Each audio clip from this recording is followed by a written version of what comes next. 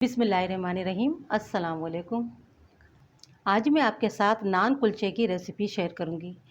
इन्हें आप घर के अंदर बहुत आसानी से बना सकते हैं। अगर घर में ईस्ट ना हो, यानी हर वक्त घर में खमीर ईस्ट नहीं होता है, तो उसके बिना हम कैसे बना सकते हैं। देखिए, इसके लिए मैंने लिया है 2 कप मैदा। वज़न में है ये 1 पाव। छान ज़रूर लीजिएगा। अब इसी के साथ डाल देंगे 3 खाने के चम्मच दही। दही को मैंने फेंट लिया है। दही आपके पास जो भी है आप ले लें।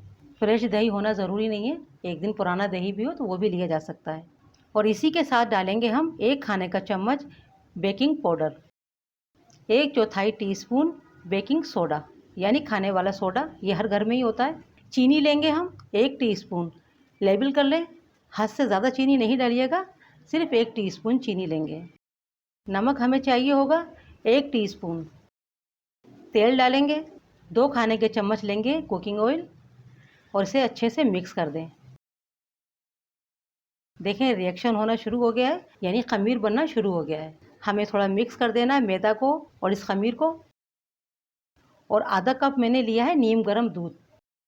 इसके साथ हम इसकी डो तैयार करेंगे। इसे क्या है, जल्दी राइज होगा, तो नीम गर्म दूध लेना है आपने। अब इसे हम थोड़ा थोड़ा डालते जाएंगे और इसे हमें एक सॉफ्ट डो तैयार करनी है। और दूध मुझे थोड़ा कम लगा है, तो 2 खाने के चम्मच दूध में मज़ीद डालूंगी। देखिए, मैदा का हिसाब होता है, क्वालिटी होती है मैदा की, कहीं कम लगता है, आधा कप से कम भी दूध लग सकता है और आधा कप से ज़्यादा दूध भी लग सकता है। बस ये ख्याल रखें कि ये डो हमारी ज़्यादा सख्त होना चाहिए, ना ही ज़्यादा सॉफ्ट होना चाहिए। और इसको हमें अच्छे से गूंद लेना है, हाथों से अच्छे से गूंदें। तकरीबन इसे 3 से 4 मिनट लगेंगे आपको अच्छी सी डो तैयार करने में। जितना अच्छा आप आटा गूंदेंगे, उतने ही अच्छे आपके नान कुलचा बन के तैयार होंगे। देखिए, मैंने अच्छे से गूंद लिया है और डो अच्छे से बन चुकी है, चिकनी डो बन गई है। अब इसी वक्त हम इसमें थोड़ा सा तेल लगाएंगे। तेल लगा के इसे हम कवर करके रख देंगे। किसी ऐसी जगह रखें जहाँ एयर ज़्यादा ना आती हो, गर्माश हो, वहाँ रख दें आप। जहाँ ज़्यादा हवा वगैरह ना हो, गर्म जगह पे रख दें। और इसे हम रखेंगे 30 मिनट के लिए, यानी आधा घंटे के लिए रख देंगे। अगर टाइम है तो आप इसे 1 घंटे के लिए भी रख सकते हैं, और भी अच्छे से ये राइज़ होगी।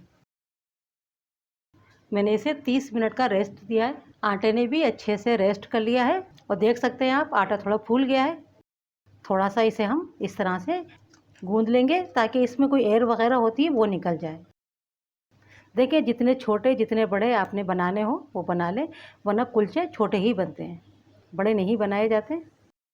एक पेड़ा लेंगे, छोटा बड़ा जितना ही बड़ा आपको कुलचा बनाना हो उतना बड़ा आप पेड़ा ले लें। पेड़ा बनाने के बाद थोड़ा सा इसको डस्ट करना है मैदे को, और फिर से हम बेल लेंगे। देखिए, लंबाई में भी बनता है कुलचा और कुलचा गोल भी बनता है। जो आपको पसंद हो आप उसके मुताबिक बना सकते हैं। इसी वक्त हम लगा देंगे थोड़े से तिल। आप चाहें तो कलौंजी भी लगा सकते हैं, थोड़ा सा हरा धनिया, और इसे भी हम साथ ही बेल देंगे। इस तरह से ये अच्छे से चिपक जाएगा।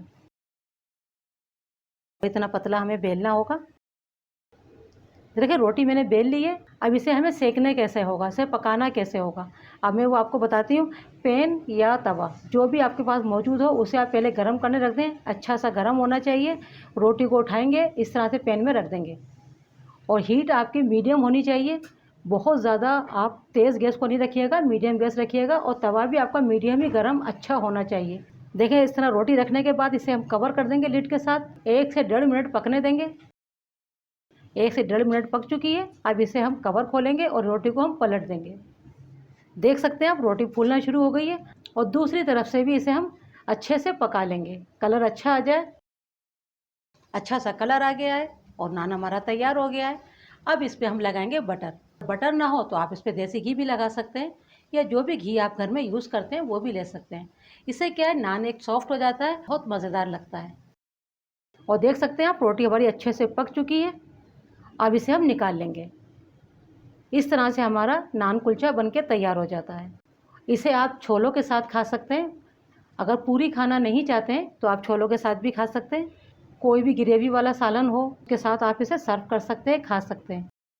अगर घर में ईस्ट नहीं है उसके बगैर भी आप बना सकते हैं। इतने सॉफ्ट होते हैं कि इनको आप हाथों से इसी तरह से तोड़ लेंगे।